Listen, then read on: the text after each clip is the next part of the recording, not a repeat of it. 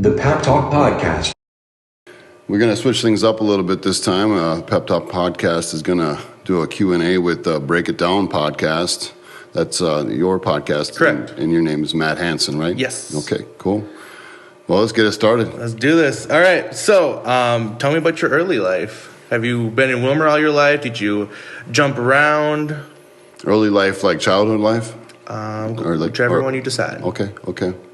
I grew up I was born in South St. Paul. Okay. And my family decided that being in the cities wasn't the safe place to raise kids, in their opinion. So we moved up to a smaller town and right in between Mora and Pine City called Graston, Minnesota. And we were poor, but we didn't know that because we made fun with what we had. Yeah. But it was a struggle growing up. How many brothers and sisters do you have? There were 7 of us, and we had my dad worked his butt off, and my mom did what she could too, and we grew up in a 2-bedroom house. Three bedrooms with theirs, so there was a lot going on. The kids running all over the damn place. 3 in each room almost. Yeah. But we made it work. Yeah. Things got tough. A lot that happens to us as adults is how we get started. Mm-hmm. We're a product of our environment, and but there's a lot that you can learn from that too. I am who I am today based off the struggles that I've gone through. Yes. So early childhood was rough. It was rough. I was poor, and I was picked on. I was looked down on because of those things, and that's why I go about my day every day knowing that everybody's equal. I love everybody. I don't care rich, poor, black, white, whoever they are. I know what it feels like to be looked down on and not feel loved. Yeah. So it's kind of the early childhood stuff. Okay. What about your teenage years? Your teenage years, you start, 19? when you're a product of that environment of alcoholism and abuse and poverty. You start acting out. You want attention, and I found I was getting in trouble a lot. I was a class clown, but behind all that, I always cared. I always was thinking about other people. I was always sticking up for the people that were like me, getting picked on and stuff like that. And I always would think, in those years, I would think, why don't people love more? Why don't people care about each other more? Why are we so wrapped up on status and what who this guy is or who that who's guy higher is? Than who? Yeah, and those kids are better than these kids, and why do we find those divides? I was thinking that when I was young, and I knew a long time ago that I would try to do something about that in my later years, not now. So I went to juvie stuff, and I was in some behavior learning stuff in school, and never really got connected with the mainstream. I was always in trouble and acting out. But the reason being is because things weren't right at home.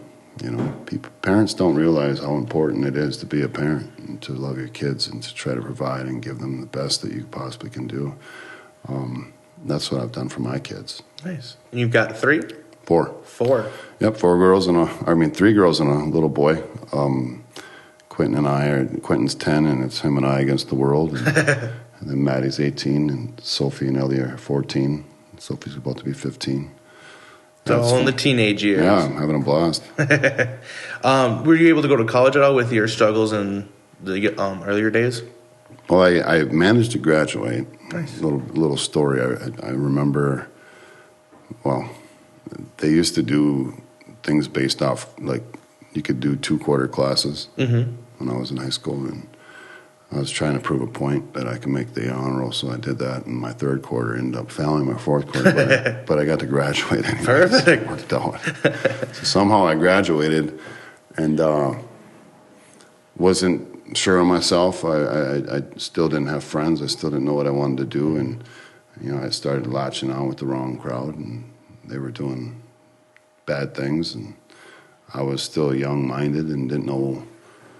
I just wanted a friend. Yeah. And my friends were doing those kind of things, so I started getting in trouble.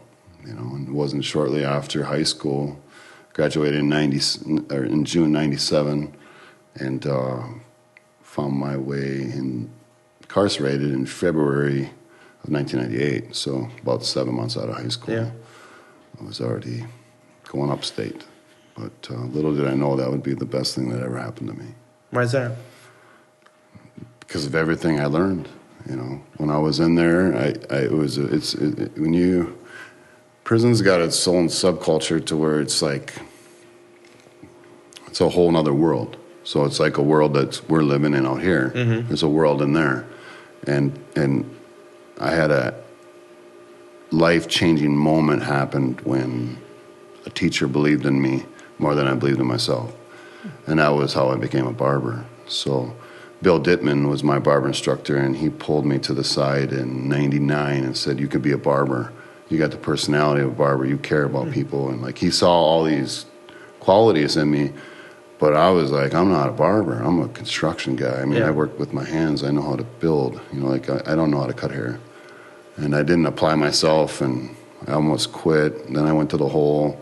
He would show up with my barber book and say, no, now while you're down here, you can study. And I still didn't do anything and kept repeating all that behavior, but he never would give up on me. And then he said the one thing to me. I was sitting in my cell on day 5 of 20 days in the hole. He's like, his exact words were, are you ever going to believe in yourself in anything?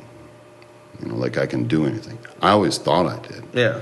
I mean, we all do. Like, I believe in myself, but do you apply it? Do you apply that believing in yourself? Can you pull something off with it? Can you do something with it? And when he said that to me, it's like I took it personal, and he knew he triggered I have a deep rooted fire inside me that I just, if I can prove it to somebody, I'll do it. Yeah. But it was more like, let's flip that around. If somebody would be proud of me, I would do it. Mm-hmm. So it goes all the way back to being young. Mm-hmm. When you don't think you're doing anything and making anybody proud, why would you ever be motivated to do anything? He found a way to make me feel like I can make this guy proud if I do this. So it actually started without even being about me. I wanted to make him proud because somebody wanted to be proud of me. So then did you go to cosmetology? I started in the barbershop program, and 5 months later I was a tutor. I applied myself. My first haircut took me 2 hours. And, a few months later I was doing them in a half hour. And a few months later I could do them in 15 minutes. And I ended up being the best barber, the leader of the barbershop, I should say, in the tutor. And I was helping other inmates become barbers really, really fast. Well, that showed me. So I learned, like I said, why was that the best thing? Going to prison was the best thing that ever happened to me is because of what I learned. That's one of many things, is that I learned that I can do stuff. Mm-hmm. I can pull stuff off. I can accomplish anything I really want. And if it wasn't for that teacher, I would have never done. I don't think I would have found that. And you found that skill, and you could pass it on to other people as well. For cutting hair, yeah. And also I was mentoring, entrepreneurs and mindsets on how to do, how to gather things together. So. Okay, you said that was in 99. Nope, 99. I was in until I got out in 2003. Okay. So in 2003, I was at halfway house in Anoka, and I love talking about this story because it shows the grind to get to where one might see myself at now. Mm-hmm. I hopped a bus for 8 months, 3 stops to get to the barbershop that I was working at. That was a grind. There wasn't one day that I wasn't grateful and happy to be doing that. How long did you have to do that for? 8 months. And then I finally got a vehicle. But, just imagine the grind of all that. But everything's about mindset. My mindset, I was happy to be out. I was happy to have another shot and happy to grind. So it would take me 2 hours to commute just to get to the place that I need to go and work. And I didn't care. I was happy. Yeah. When did you start Pep's Barbershop? So what I decided, I worked up fast in the places I was working at in the cities, and I was helped managing several stores, and I was 24 at the time, and I told myself, my all-time dream since I was a little boy was to go to college and play football. Okay. The reason why I chose Wilmer is because with a year to go in prison, I wrote 16 schools, and the only school that wrote me back was John Bra over at Ridgewater College, and he was the head coach for football, willing to give me a shot when I got out. Well, I knew that with the work, I got to work. I got to find a way to make money. I don't know if I can play ball. I went back and forth, and finally I said, I'm going to pack my knapsack and move out to Wilmer and play football. I'll cut hair out here. Yeah. And just, it's like one of the moments like we all could take where I'm going this way. And that's how I got here. And that was in 2004? 2004. Or late 2003, 2004, I started school. Okay. So you did Pep's Barbershop in 2004 is when pretty much when it started. Yep. Okay. When did you keep growing from there and added your bars you had? Sure. Well, let's backtrack a little bit. So the barbershop opened up my second year in college in 2005. Okay. Opened that up with Juan Hasso and started adding other people to come down there too, different people throughout the area that cut hair. And built that up into about, I think it was 6-7 years into it. I started noticing, the other barbershops closing down and what's their legacy. And I always tussled with, well, I became a barber in prison, and I did this over here, and I opened up my shop. Is there other things I can do? Okay. And I said, well, let me start a football team. So we started the West Central Broncos. Yes. Let me open up a barbershop over here, a barbershop over there, a bar over here, barbershop, all based off the fact that I know that I can pull it off. Well, what I didn't know what I was doing was burying myself. Because it's impossible to get all those businesses running really, really well all at one time. And what happened was I was doing really, really well with just the barbershop, and then I did a whole bunch of other things, and I got thinned out. Well, I can't be in all the places at once. I couldn't take care of everything. So I had to make the decision to shut all that stuff down, start all over, pay everybody back, build your integrity back, but never give up on the dream of possibly having something like that again. Other businesses, I should say. And now with the barbershop and tat shop, the focus is on those. They're doing really, really good. I had great staff, focused on all my relationships with my staff. And that speeds up to where we are with the shops now. Nice. When did that tattoo shop get started? How did that come of an idea? Sure. I was working one night at the bar, and David Garcia was working out of his basement. He was a tattoo artist in Towns. And I'd see him come in left and right, and one day I just said, what are you trying to do with your life? Because I was always interested in, ever since I was young, all the way until now, of how can I better other people's lives? How can I help people build themselves up? And one day I just impulsively was like, let's get one opened. And he's like, how? And then we started putting all the pieces together to get him apprenticed and this and that. And, 6 years ago we opened up, and now we're 5-6 deep over there, and the guys are doing great. It's been 6 years since you guys opened up the tattoo place. Yeah, it does not feel like that long. It's crazy. Yeah, it was right around the same time. I was open with all my other stuff, and it was just one of the ones that, if it wasn't for David, Dustin, and a few other people, it would have fizzled out too. But we couldn't. Those guys' loyalty and love and respect for this community, they decided to keep it rolling. So because of that loyalty, we're open today still. Nice. Yeah, because it was under fire with everything I had going on. Yeah. Backtracking a little bit to the barbershop, about a year ago we had COVID start. How did you guys handle COVID, and how are you guys bouncing back from that? Sure. I think the beauty is in 2016 when I just started what I call the comeback. The beauty of that is we worked really, really hard, and right before COVID hit, I started coming out of that. I started being able to feel like we're gaining some momentum again. So my mindset was at a really good spot before COVID hit. Like, I felt very motivated. I felt like, holy smokes, we just came out of a 4-year run of debt, pay. That I could finally start seeing the light. That when COVID hit, I was like, I'm not letting anything change my mindset. So I absolutely, COVID, obviously it exists. Yeah. But in my mindset of proceeding forward and living my life and getting after my dreams, it never stopped. It didn't even glitch it. In fact, I think when COVID hit, I got more motivated to work even harder. Why is that when most people had to be, I don't say shelter in place, but most people were at home? How are you motivating yourself more? Sure. Well, let's put that in perspective. If you're stuck at home, which we were, Yeah. I redid my entire house and sold it and made $70,000. Find a way, do something. That's grind. Find a way. How can you better yourself even in the most tough circumstances?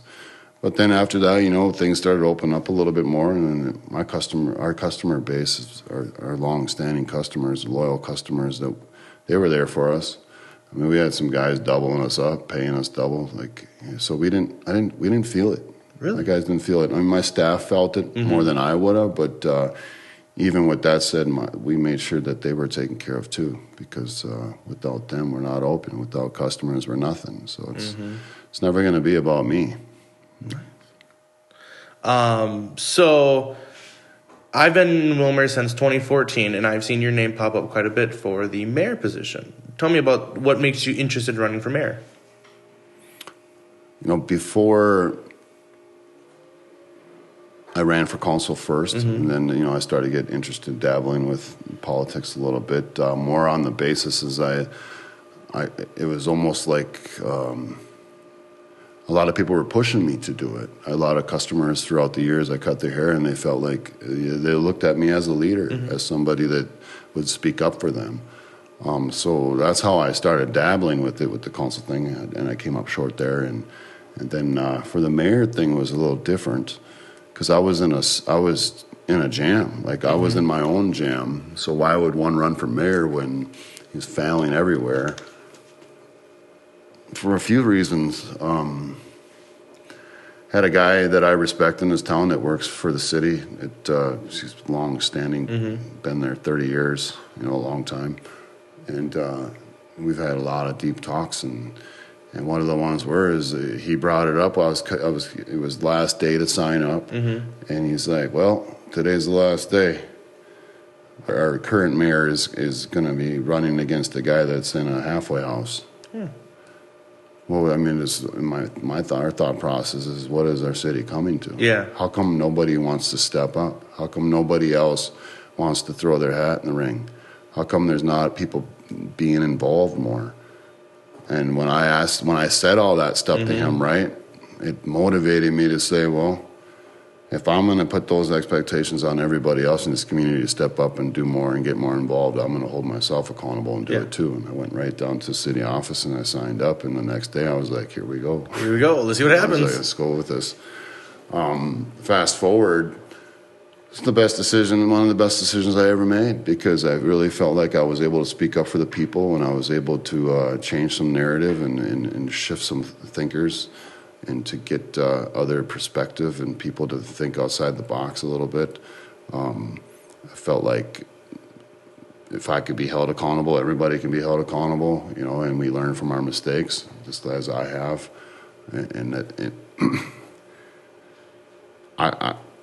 I don't regret doing it at all. Obviously, I didn't win, but what's winning? I might not have won on paper, but I feel like throughout this community, it was a win. The people felt like they had somebody that would go to bat for them. And for that, I feel a sense of obligation and duty to those people to not give up on that. I haven't made any decisions on anything for future stuff, but it's definitely, I'm thinking about everything. So what are your main points for running? My number one, when that question's asked to me several times throughout the barbershop, like why you want to do this? What change can you bring? And the very first thing I think of is mindset. There's a mindset out here that you can only get so far. Okay.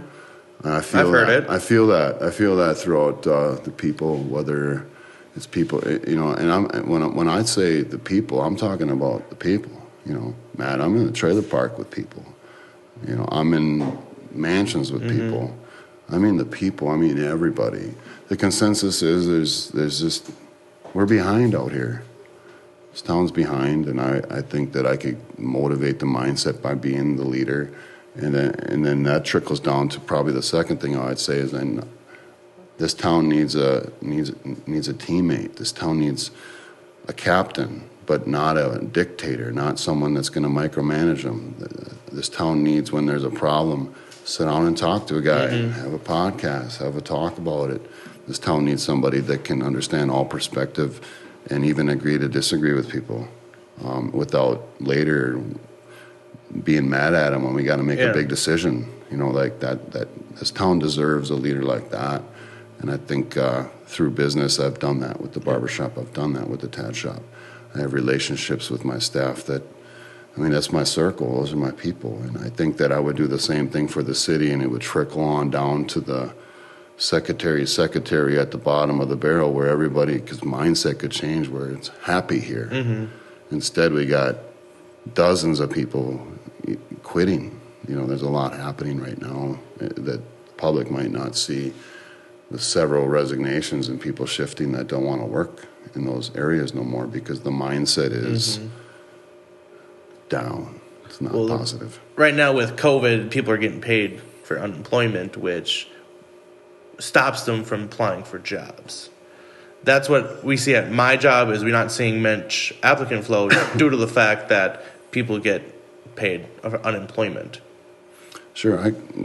I think that's a whole other topic, Matt, but I agree with you. But at least political positions and in the city positions, right now we're trying to hire a city admin, and I think there was dozens of people that applied. So, people are applying. But I see what you're saying, though, that there's on the middle level playing jobs, there's a lot of why would I go to work when I'm getting paid at, or I don't have to do nothing? And those people are going to have to deal with the mindsets that they're putting themselves in sooner or later.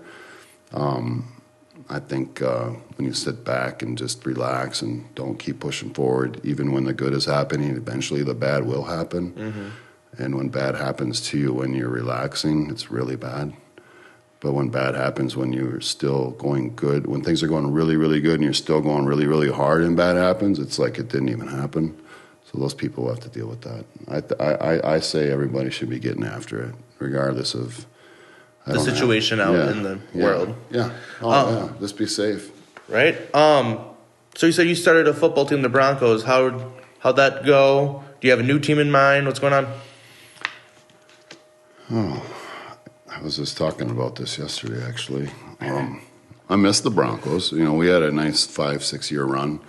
A lot of people had some of their glory years playing ball in Wilmer. Is it something that I would love to have again? Yeah.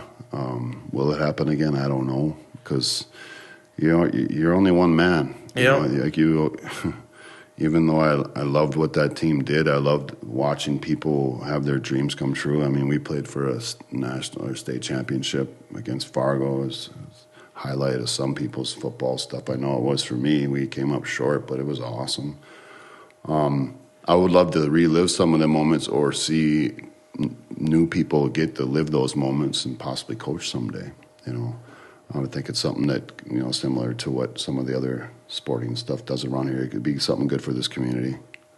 Because I know I talked to a couple previous teammates of yours, Pat and Renee, and they brought up that whole championship in Fargo. Even though they lost, it's still one of their biggest highlights. Yeah, see, that's good. That's good to hear. It shouldn't really matter about winning or losing. It should just be getting that grind almost. So it's glory, just the moment. It's living in the moments where time stood still.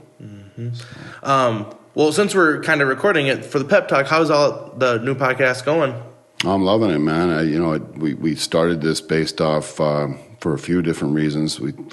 Dustin and I felt like we could inspire people based off our network and the things that we do in the community. But bigger than that, we can give people a platform to sit down and talk and get their content out. And so much to get other people more involved in the community through this podcast. We've gotten a great response.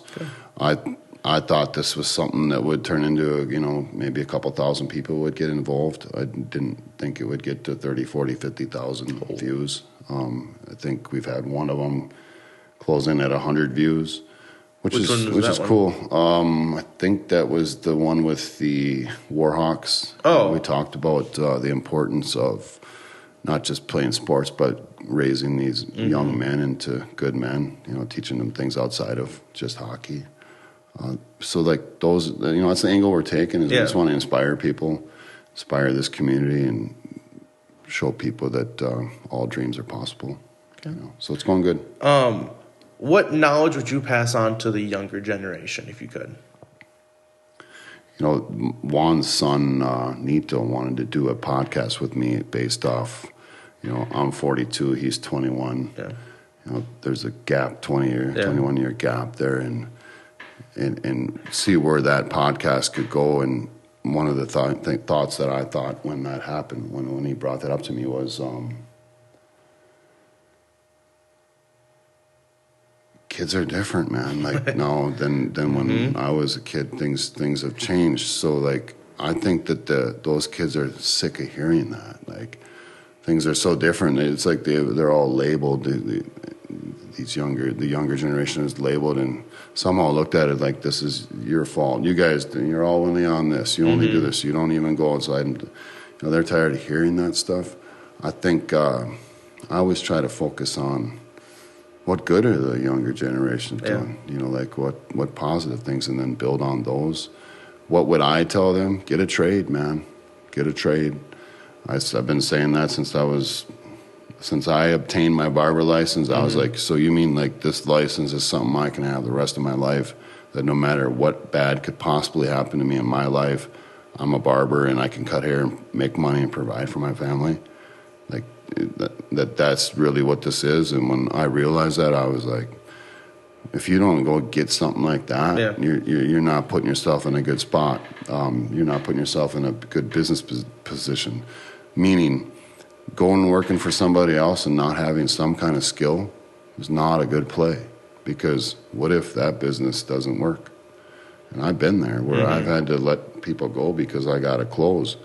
If they owned their own or had their own trade, that might not have happened to them. So my advice to the younger generation is to get a trade. You know, whether that's being a barber, carpenter, electrician, plumber, something. Have something on top of you. Might have another full-time job and make a ton of money, but have something that you know that if this is taken away from you, you control. Like I control cutting hair. You know, you got to have something that you can control, that you can make money to provide. That's what I would tell anybody in their 20s. Okay. My final question is, what's next for Steve Pepin? Right now, my focus for the last year and a half for sure was sharpening myself. Okay. I focused on me, where you really just full-blown self-analysis on why do you do what you do? Why do you think what you do? Why do you feel that way? When this happens, do you react that way? And, you know, people will find that a lot of their problems and a lot of the things that they point out in other people and don't like about other people, if they dig deeper and deeper and deeper than that, it really comes right back to them. It really does. And I found that over the last year and a half. So I've really worked on myself. I'm at peace with the fact that I feel like I can control a lot of my emotions now. Simply the biggest thing is nobody's emotions will ever control mine. Okay. So like if you're upset and mad, that's on you. Yeah. Like you're upset and mad. There's nothing I can do to change that. Only you can. You know, so like that dodges you from running into a lot of people that have low energy and they're not happy about life. You got to surround yourself with positive energy people like you coming in here and like us even taking the time on a Sunday to do something like this. We both know positive energy will come out of this. We'll both leave out of this feeling good about it. So I've been focused, you know, what's next for me? I've been focused on that first. What's next for me when it comes to outside of that? I think we all should focus on how we can make ourselves better first. Yeah. What's next on a business forum? If that's what you're asking, my focus is right now we got a grand opening at the tattoo shop on May 8th. We just moved, so we're kind of doing a grand opening. Barbershop is doing great. My job is to show up, do some haircuts, and make sure my staff are good. You know, so I'm always deeply involved in those. I haven't gave up on my dream of an establishment someday. Okay. I feel like this town is starving for something to be proud of, or they want to be, or you know they want to go to. I've always felt that way, and just because I failed the first time don't mean I'm not going to try again. Okay. So that's out there. We obviously got some politics coming up. Yep. And next January, some decisions need to be made. I live life day by day, Matt. I don't try not to think. Even I visualize far, far away, Yeah. but I try to think about today and what can I get done today, every day. Those visions, only come into reality when you put in the work, and that work has to come every day. Every day you got to go to bed at night knowing that you got yourself just a little bit closer. I think if anybody wants a dream to come true, that's what you got to do, just tiny little bites every day. So it's kind of where I'm at. Just obviously I'm being a dad. Yeah. Right now, we just put in a little basketball court for my son and my girls, and I'm excited about that, and fencing that up and trying to deal with the rain. But excited about life. Yeah. But a lot of that starts within. You got to love yourself, respect yourself, and take care of yourself before you can care and love about everybody else. Absolutely. But that's all I had. Cool, man. Awesome. Nice little chat. Yep. Thank you. Thanks, Matt. The PepTalk Podcast.